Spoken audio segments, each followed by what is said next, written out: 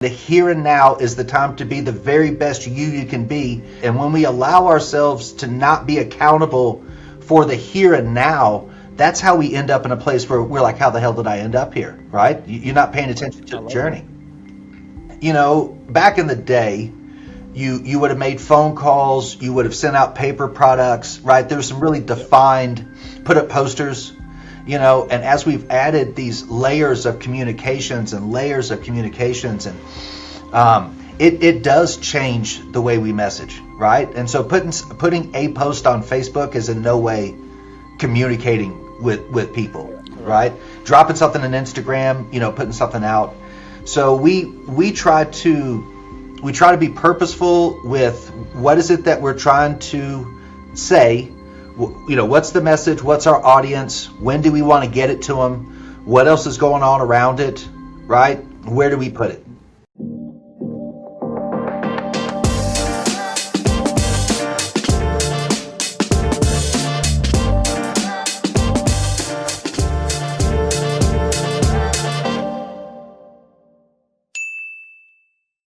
Welcome back to another episode here on the Heart and Hustle podcast. I got it right this time, Chris. We done struggled a couple of times, man. Chris, you started out wanting, man, to be a therapist. Sure. PhD in Yep. psychology was the plan. Yep. And then life put something else in front of you, man. What actually happened, and how did you end up here? Education. Man, that's a good question. Everybody asks themselves, but how did I end up here? By the grace of God is what I'll tell you. By the grace of God, and being willing to be open. And man, when I was young, I had so many rules, right? And so many rules, and things were supposed to be this, and if this, then that, and that's what I was taught. And then as I grew up, life just didn't work that way. And so all of a sudden, it wasn't as simple as me just knowing that this means this means this. And, I had some opportunities present themselves, and then things kind of fell together, and then it kind of snowballed. And now I'm 52 years old. I've done this for 26 years. 26, man. Do you ever think about, man, what would happen if I would have just stayed in my Oh, lane, or yeah. are you happy that you made the jump to this one? That's a great question. I think it's one that's actually really important for a couple of reasons. I think it's at my age now. I don't play the coulda, woulda, shoulda game, right? I have a really great relationship with my older brother. He's 9 years older than me. And so he's, kind of getting near retirement. And so he and I have two different points of reflection, but, we're both getting to be older men. And, we talk about, and it's like, Mike, we did the best we could with the information we had at the time to make the best decision. And that's what it was supposed to be. And so, it's foolish to try to live in that past and to talk about, well, I could have done this or could have done that. It's like, well, it didn't happen, and so being grateful. Chris, I'm gonna go back to what you just Yeah. said, just because my mom said this to me one Yeah. time. I lived this. I had to overcome adversity, Mhm. right? Tough life, and I remember having a conversation maybe around my 30s with my mom, and she said exactly that. She says, "I apologize. I did the best I could with what I knew." At the time. Right? Yeah. Yeah, seven kids. Like, hey, I also didn't graduate. Like we all have our own story, our own Hmm. lives. And it's so important that you said that. It's like, man, listen, with what I knew at that moment, I made the best decisions for me. And here I am, And, right? and that's So not that's not to say we shouldn't learn. That's not to say we shouldn't reflect. So I have a very, very strict rule. Man, I told you I don't like rules, and I'm gonna tell you about my first rule. The first rule of Fight Club. The rule that I have: I don't allow my students to wear other institutions' paraphernalia at my institution. I don't Correct. allow it, and I'll tell you why. Because you're living a lie, right? We go to WT, we go to West Texas A&M University, the finest institution in the state of Texas.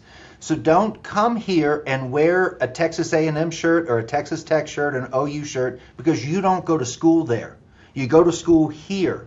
And right now, Yeah. in the here and now, is the time to be the very best you can be, and not playing this game about, well, when I get to a real school or when I go, it's like, no, brother, you may not make it. Today is the day.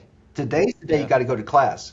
And so it is a mindset. And when we allow ourselves to not be accountable for the here and now, that's how we end up in a place where we're like, how the hell did I end up here? Right? You're not paying attention to I the love that. journey.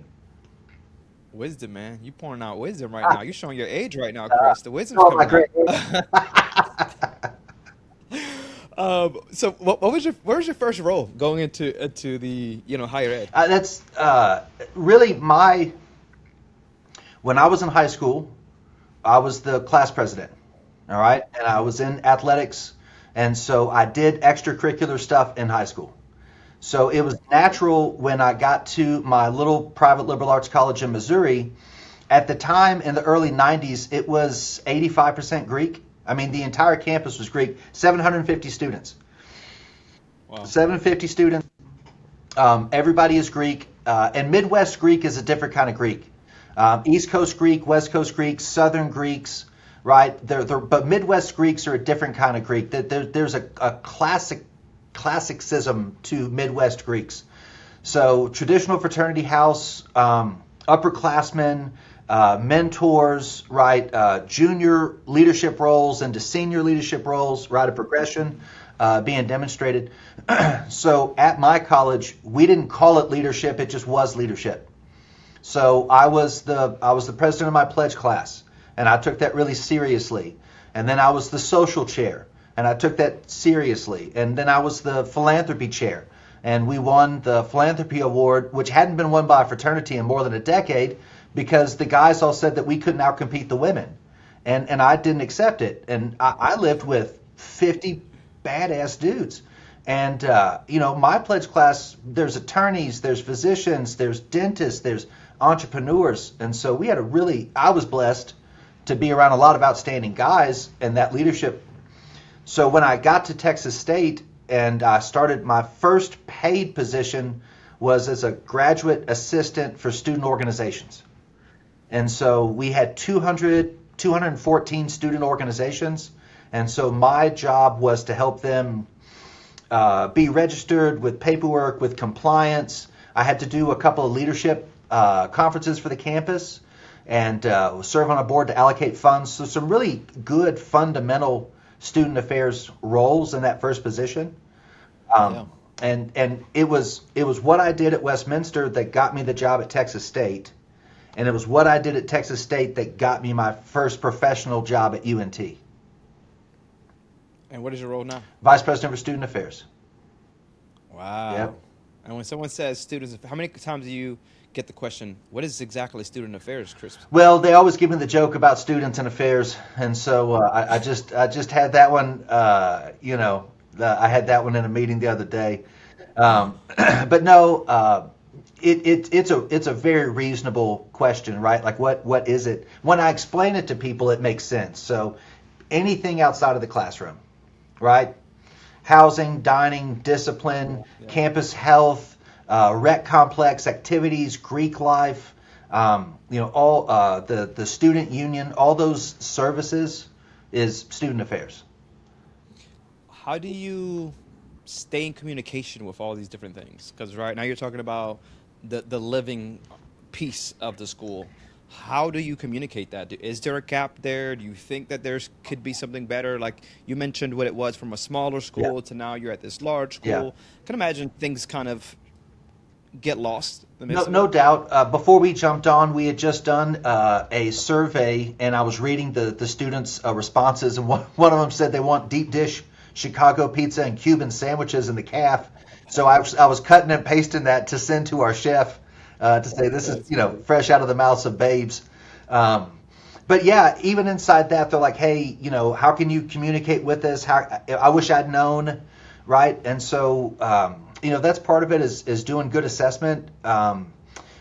All the ways, right? You do survey data to get people to tell you what they're going to tell you, but you got to talk to people. You got to put boots on the ground. You got to press the flesh. You got to sit down and talk to people. Keep wide circles.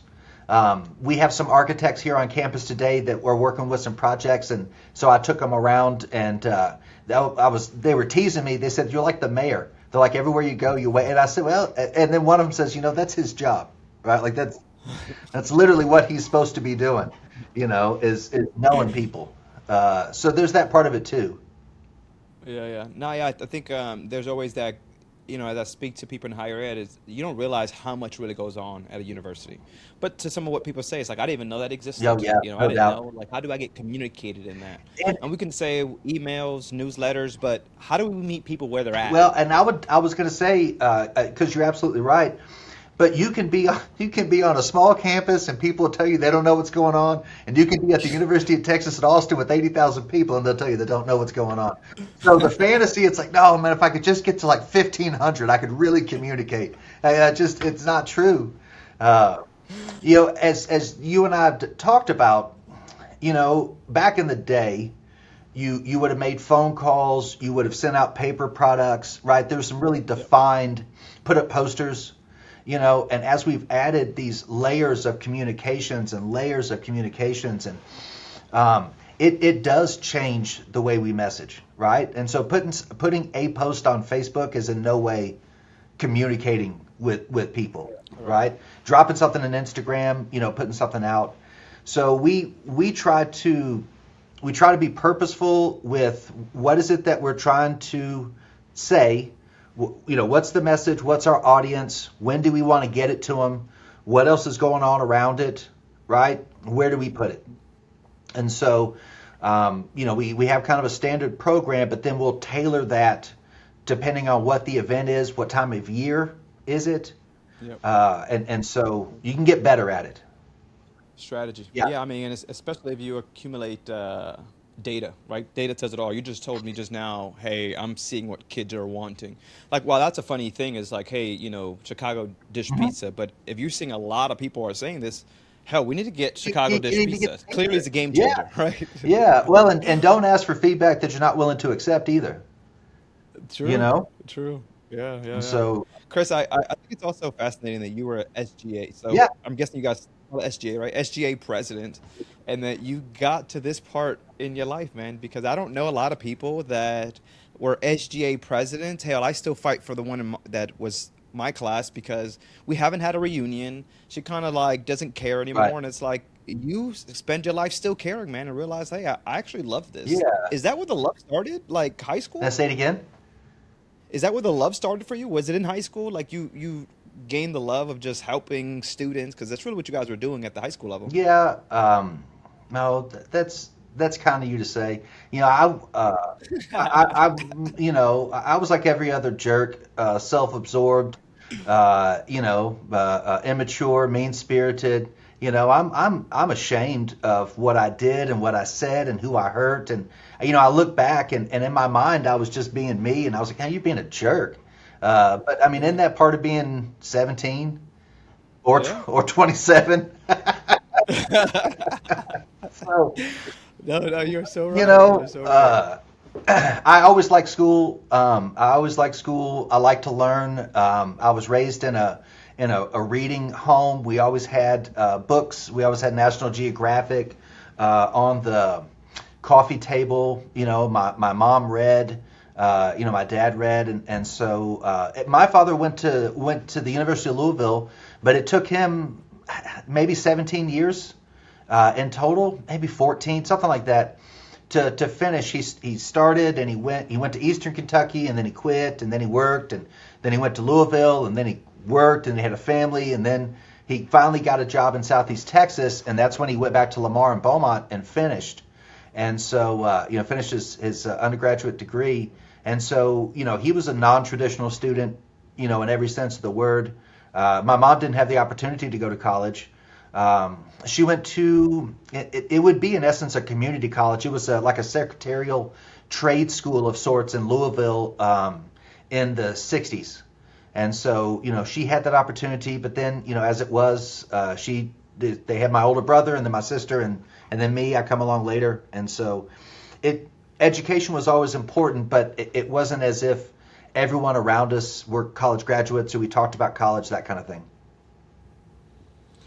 What's the most important part? Because I think this is very important to even to think of is what's the most important part in becoming, because you keep saying this, is like just being you, right? Just loving who you are. Just favorite subject is Chris. me, right? Like you keep saying that, it's like, how important is that? I think it's huge. Yeah, I think when people don't understand that, as you mentioned, you become fake, right? yeah. You're trying to just kind of become all these part of communities, but what is your community? How important was that for you? Man, it's crucial. It's crucial. I think part of studying psychology for me was this fascination with philosophy, this fascination with knowing the questions I had about theology. All these different kinds of things. I liked science fiction. I liked the classics, and so for me, psychology and this essence of understanding to me was really powerful. And so I was attracted to it. And the counseling part to me, it just seemed like something I could do. Um, and then I said, Dad, I think I want to be a therapist. I want to be a want to be a psychologist. And he was like, okay, just so it was great in that sense that he wasn't like you have to do this or have to do that or you can or can't. And what he did tell me is he said I think you could be a college professor. Um, and so just kind of in passing and so I'm thinking two things. So I'll show you the first thing. And Okay, so okay. because this goes back to Show and tell, what we were show and just tell. I love talking it. about. All right. So let's see. Okay, Okay. okay. So we have our Yep, first dot here inside the circle. yep, All right. yep, And then our second dot outside the circle. yep. Okay, so this process is called internal and external locus of control. All right, so a loci, L-O-C-I, a loci is a point. Okay, Okay. internal locus of control means I failed the test because I didn't study for the test. Hmm. External locus of control means I failed the test because the teacher sucks and they didn't teach very well and they gave a test that was too hard for everybody. So when we're talking to college students, we talk to them about this principle because if it's internal, then I can change it. Yep. If it's internal, I can change it. If I'm acted upon by the world, I'm just reacting to everything. I have no control, no center of balance. But if I'm acting just as you have done, just as the choices that you have made, the way that you decided to take control of your life, which was out of control and out of your control, Hmm. and you took it back, I want you to know, Chris, that I was the one that was failing because I wasn't studying, by the way. right? But I was definitely blaming on the teacher. I got it both ways. Listen. I got it both ways. No, man, this is cool. I also love just the mindset that you have, that you bring into as from a psychologist point, because you also mentioned that what you do, a lot of higher ed leaders right now, they're anxious, but what you do is really develop two Yeah. audiences, right? And you think at it from that perspective is I'm looking at it from the students and professionals who serve Hmm. them, while people are just thinking about everything else and anxious about the world. Your focus is so much bigger. How do you get to that Well, point, and how do you pour both into them at the same time? thank you. That's very kind of you to say. And in order to think big, we have to bring it down, right? We have to bring it down to the points. Life is overwhelming. Yep. Being a human being is overwhelming, right? Being a dad, having a job, dealing with tragedy, all of these things independently are overwhelming, and yet somehow we put all that stuff into a big old coat and put it on every day, right? So how do we manage? And so for me, it's what fills my cup, right? Okay. What fills my cup, and if my cup is full, then I can fill other people's cups. And the joy that I have, I've taken hundreds of psychological interest inventories and intelligence tests and personality tests and all those kinds of things, and I do end up back in the same place. At my heart of hearts, I'm a teacher. That's Mm, that's the thing that. yeah. So for me, it is that social interaction. It is being with other people and sharing. That's what brings me joy. So being aware, right? First off, if we're aware that we can impact change, so being aware and then being able to plan to do those things, so I'm adding energy to myself instead of always taking it away. If the Heart and Hustle podcast has ever sparked any idea or made you think differently, do us a favor. Make sure to guys share this, post it on LinkedIn, or even text that nonprofit friend that you just have. Whatever works, this is what keeps the conversation going and allows us to just grow this community together. Seriously, we appreciate you. I love it. I need to take one of those tests. Briggs tests is what you're talking Mars about, like Mars referring to Briggs. those.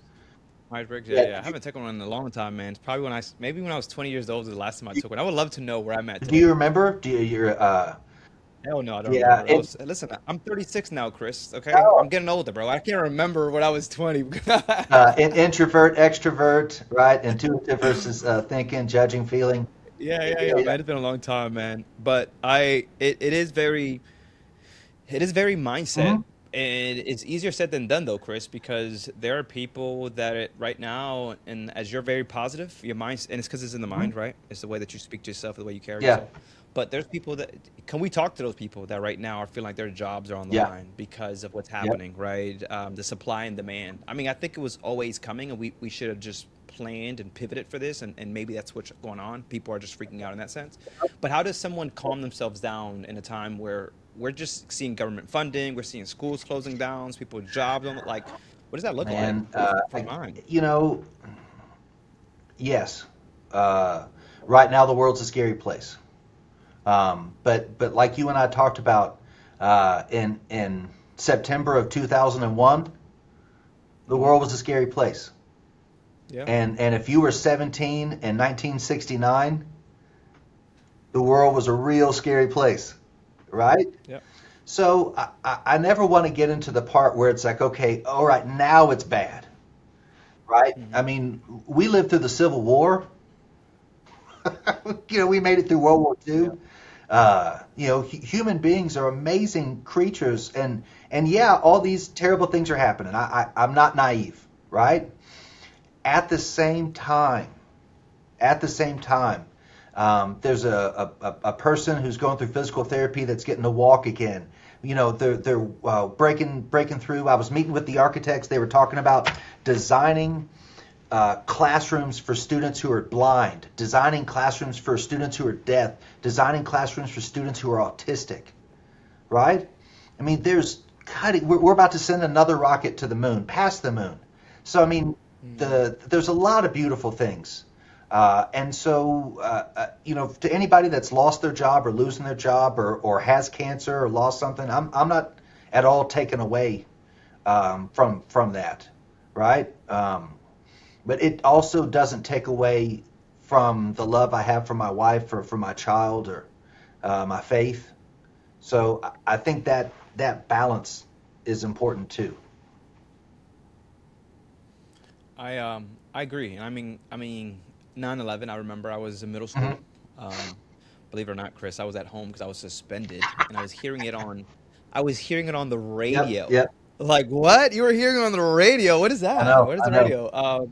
But that's why I remember 9/11, Yep. man. But 9/11, yes. We even think about the pandemic, right? Like, to me, I think about all these places, and it only on the other side has caused us to be better, right? Like, It's an we got opportunity. better every It's single an time. opportunity to be Yeah, better, right? yeah. Yeah, and it is back to the mindset. It is definitely how we see things and being around the right people and it's just so many different things. We don't have to get into that mental health, but I think it's really crucial when we talk about where people want to be. It starts in the mind, like in believing in it, for No sure. matter where I go, And there I I think, am. say it No again. matter where I go, there I am. Yeah, yeah. So This is a good conversation, you Chris. know, You're like amazing. oh, that's sweet. But it's true, right? It's true. I lived in Costa Rica in a beach house. My job was to clean the pool. I was 24 years old, with nice dark hair and tan skin, and I was miserable because the girl that I dated for the last 2 years was back in Southeast Texas, and I was in Costa Rica, and I realized that I was in paradise and I was eating a fresh mango I bought for a nickel and crying because I missed Melissa. And I realized that I didn't care about blue water. I didn't care about cockatoos or parrots or pools or any of that stuff. It meant nothing to me. My heart hurt for my wife, and I called her up from a payphone and I said, "I'm coming home and I'm going to marry you." And Is Melissa your wife you now? damn right she is. Wow, you were really in love. Yeah, Yeah, forget man. Paradise. He said, wait, Paradise is back at Nope. home in Texas, Paradise is baby. with her. And I said, it doesn't matter. It, it doesn't matter where I'm at, right? If I'm with her, I'm happy. And Mm, so, I saw that good stuff. firsthand. Are you in the doghouse right now? Is that why you're saying some kind Nope. stuff, Chris? Yo, Chris, you're too funny. I just love how authentic you are, man. I think it you can tell you love what you Thank do, you.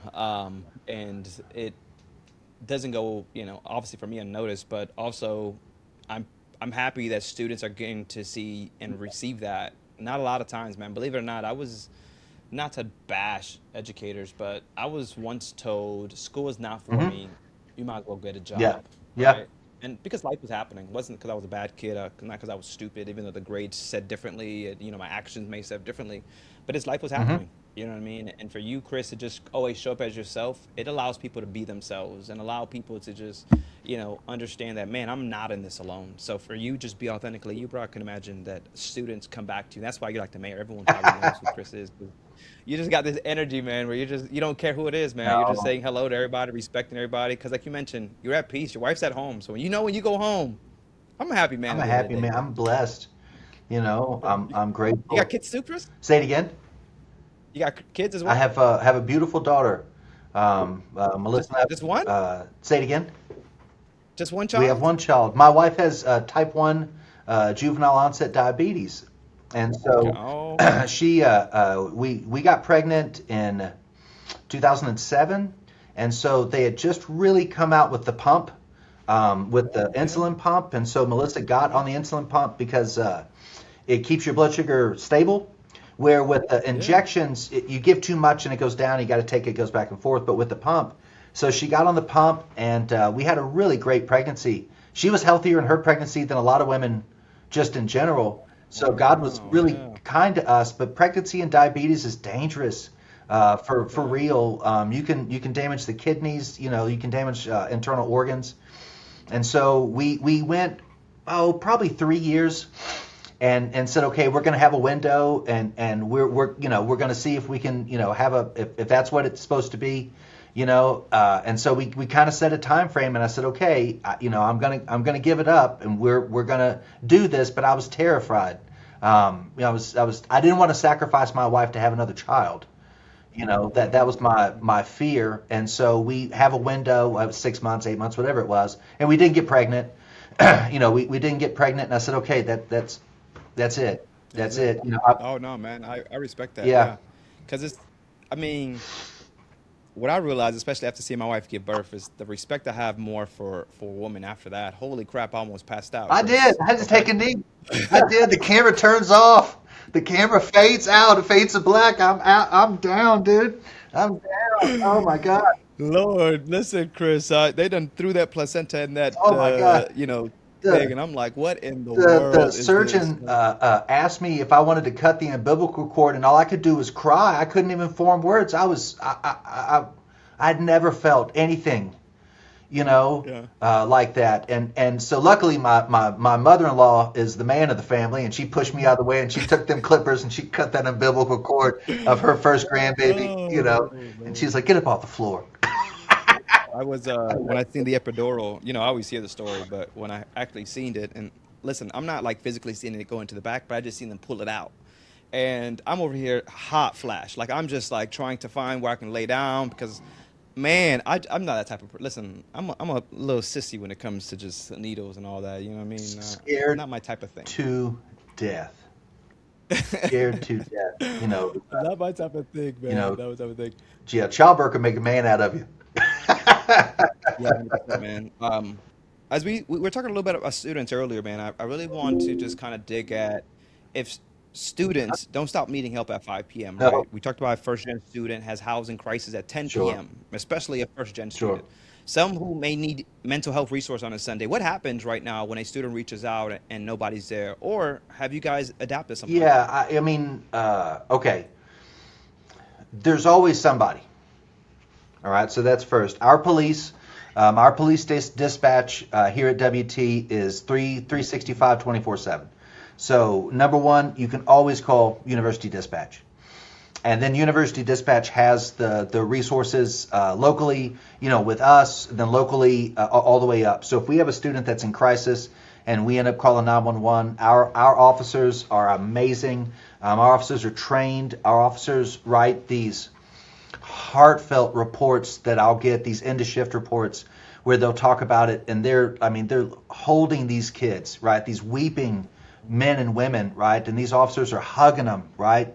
And talking to them, and they're so kind and so professional, and they go through the things. And so if it's that extreme, we've always got that. If they live in the residence halls, we have on-call CAs, so you and I would know that Charlie, down the way is the phone number that we call at night. So I've got somebody I can call that's not the cops, right? It's like I don't need to call the cops. I just need a friend for a minute, right? So they've got that layer. We have a relationship with a company called TELUS. So TELUS is a 24/7, 365 mental health. And so you can literally get with a counselor. There are people that they're 24/7 stacked. So you can get with a it's not a therapist, right? Because you're not doing any more than the emergency room doctor is like your physician kind of thing, right? They're dealing with the crisis at the point. That counselor could at least say, hey, Chris, let me ask you these questions. Do you have a plan? Have you thought about hurting yourself? What are you doing? That kind of thing. And do those preliminary assessments. So, we have those safeguards in place. During regular business hours, we have students that have relationships with faculty. Faculty reach out on their behalf. Maybe a roommate says, "Man, I'm worried about my colleague, my friend," that kind of thing. So we really try to keep an each one teach one kind of mentality. Love that. Love that. Where are you guys right now with, being student affairs, obviously just kind of boots on the ground, ears out there, but there's also technology that's coming around here, such as AI. Where do you guys merge, or is there a merge here that you can still do the same amount of work, but technology also plays a big factor? Yeah, AI is one of those things. I'm not, I use it, I use ChatGPT. We do some image generation. We're doing a couple of different things with it. I'm inherently not myself an early adopter of things. I'm not a super techie kind of guy. So I'm kind of willing to wait on the sidelines and then see what comes out. As with all new technologies, right? Something comes out and then it's going to be all things to all things, and then it goes to the trough of delusionment and despair, and then it kind of levels out to what it's going to be. So we can't ignore it. It's real. It's out there, and so I do expect it to become. I remember being taught how to use email. My professor in my English class said, "Okay, you all have an email address. You're going to go to the library and you're going to create an email chain." So I didn't want to, right? I was really good at writing letters, and I would decorate the envelope, and I'd mail them, and I'd get them. And I was like, I don't want to do email. But he was like, this is how you're going to do it.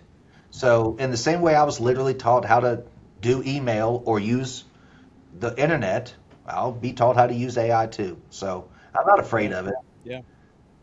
I I just start laughing because you've been a clown this whole podcast, and then when you started saying drawing, or drawing envelopes Yeah. as coloring, all I could picture is Chris writing notes, circle yes or Oh no yeah. with a whole bunch Oh of yeah. Oh yeah. Question mark, question mark, question mark. Oh yeah.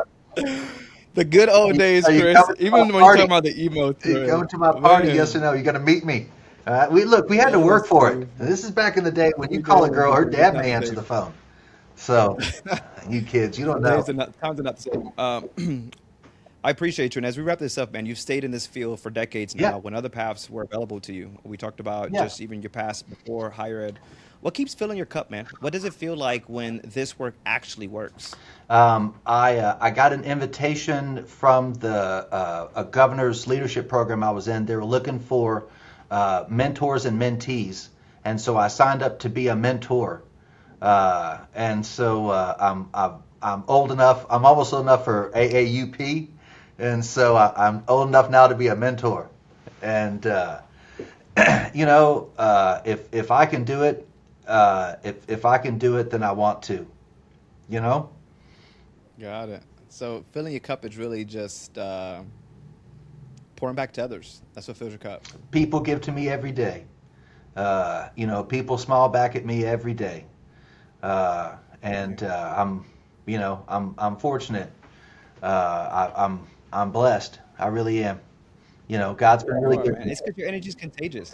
Your energy's contagious, Chris. Like literally, man. I've been having a good time. We've been probably about 40 minutes already, and I'm sitting here like you're smiling, Yeah. your energy, like yeah, man. You're definitely that good person I would like to work alongside. I can imagine you hear that all the time. People just enjoy working with you. Is that right, Not Chris? all of them. Oh man, oh Look, we man. all fall short. They all enjoy We you. all fall short, right? No, man. Sometimes we're too good. People just don't like it. That's what it Yeah, is, Chris. yeah, That's how I yeah. look at That's it. what I would. You know what I That's mean? what I would tell myself back here in my locus of control. Uh, no, Well, Chris, we got to start wrapping up, man. Where can people find more information about Chris? Are you on LinkedIn? But also about the school. What is the website, sure. socials, all that good stuff? Yeah, West Texas A&M University here in beautiful Canyon, Texas. WTAMU.edu is our home site. We have a live buffalo mascot, and so there's some really awesome video of our buffalo mascot and the herdsman, which is a group of students who are charged with caring for the live buffalo. We're one of the few schools that have a live mascot, but we actually have a freaking buffalo that we bring out on campus, and so that's really awesome. The campus is really beautiful, and so yeah, definitely hitting the website and looking for WT. They'll find us in that part. I'm not on the I'm not on Instagram or any of those things for actually a legitimate reason.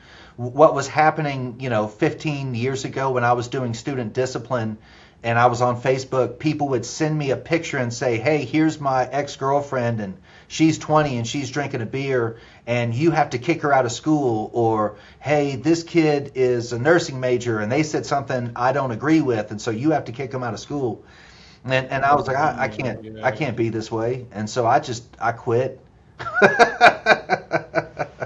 That is crazy. So I LinkedIn, mean, see, LinkedIn's cool because I can kind of see what's going on. I see job postings and that kind of thing. So they not that you're looking for a job or no, anything. no, no. I mean, you Yeah. should always be looking because for me, it's important. What's out there? What are people hiring? I saw at Texas A&M they're hiring an associate vice president for AI. So what Wow. is that job? What's that job duties? Yeah. So Yeah. I want to see what's going on in the industry, and so that I always keep an eye. I want to see what people are calling stuff because we like to do that. We like to change names. Yes, 100%. Yeah. So Give it a fancy name, but it's still the damn same know, thing. Yeah. and so yeah, that kind of cracks me up. And then now, man, I got into LinkedIn. Shoot, maybe 7 or 8. How many LinkedIn people do you think I have? How many connections? What's your guess? You started 7, 8 years No, no, ago? no. 2007 or 8. Oh, 2007, 8. They told me 500 plus was a lot. Yeah. You have. I think this is a very trick question, so I'm gonna say you probably have about 800. 19,000. You the man. You famous. You're an influencer, Chris. No, you're you're an influencer on LinkedIn, Chris. What are you out here talking about, bro? Are you actually posting? Well, oh, come on. You got 19,000 people following you, and you're not posting anything. I repost jobs All right, repost this podcast too. When when you're when when we get it, okay? when I get it. I certainly will. I'll let them know. Uh, Well, Chris, man, it's definitely been a pleasure having a conversation with you, man. It seems fun. It seems like you clearly do not work because it doesn't feel like work to you, right? You're just having the time of your life over here, man. I don't think that you're really going to work. But we appreciate you, guy. We appreciate you, Chris, look, for your man. time, man, and just being you. Look. Truly, truly. Your energy is very, very contagious. I truly mean that. And for those that are watching, make sure you guys do like, subscribe, and comment, and become the 19,000 like one follower of Chris Thomas. All right, make sure you guys go to LinkedIn. Look, Chris, it's man. been a pleasure, my brother. Look, We'll see you guys in the I'm next one. proud of you. I'm proud of you. Thank you for what you're doing.